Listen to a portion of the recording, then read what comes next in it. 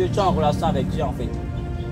Mais quand tu as l'Esprit de Dieu et que tu es dans nos vélas, tu es en communion avec les démons. Lis bien le passage. Je dis ce qu'on sacrifie, on le sacrifie à des démons et non à Dieu. Or, je ne veux pas que vous soyez en communion avec les démons.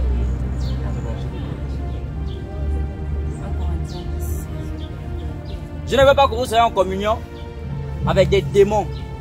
Donc il est possible d'être en communion avec des démons. Quand tu consacres ton temps à suivre les séries bêtes, des nouvelles, selon ça me passe n'importe comment là. Les X-Men même, les X-Men. Tous ces films là qu'on voit partout, où combat là, tout ça là. Tu es en communion avec des démons. Quand tu te livres à la masturbation, à la pornographie, tu te mets en communion avec des démons. Quand tu te livres à la sorcellerie, on appelle ça comment? Le rapport sexuel hors mariage et toutes ces choses-là. Le vol, la fornication, voilà. L'idolâtrie. Tu es en communion avec des démons. Donc soit tu es en communion avec Dieu, soit tu es en communion avec des démons. Et nos vies viennent attester cela. Nos vies attestent avec qui nous sommes en communion. Avec qui nous sommes en communion. C'est la parole de Dieu, c'est pas moi. La parole de Dieu déclare qu'on ne peut servir. Voilà, amen.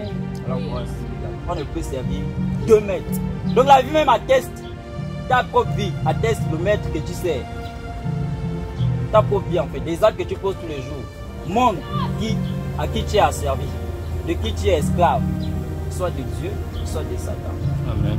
Donc le but même, toute la semaine on a vu la gloire de Dieu. Mais combien sont en communion avec Dieu? Combien, après les enseignements que le frère Étienne partage, combien pas de mettre ça en pratique à la maison?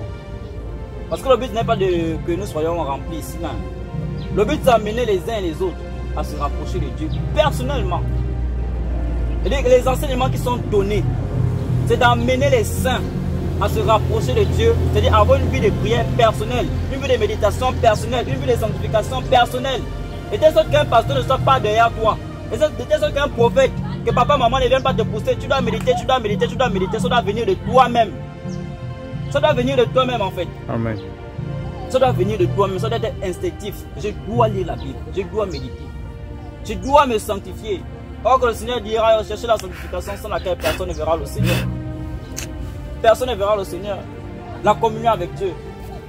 Le Seigneur va dire dans Timothée là-bas que la volonté du Père est que tous soient sauvés et parviennent à la connaissance du Fils de Dieu. Donc ce que Dieu veut, c'est que tous les hommes soient en communion avec lui. Dieu veut que tous les hommes aient une relation avec le Père, avec lui en fait.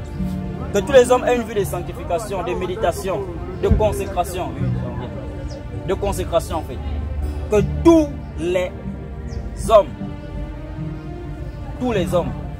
la communion avec Dieu. Donc, c'est dans la communion avec Dieu qu'on sera enlevé. Celui qui n'est pas uni à Dieu, celui qui n'est pas en relation avec Dieu, si le Seigneur vient, bien que tu aies le Saint-Esprit, bien que tu aies né de nouveau, il ne sera pas enlevé.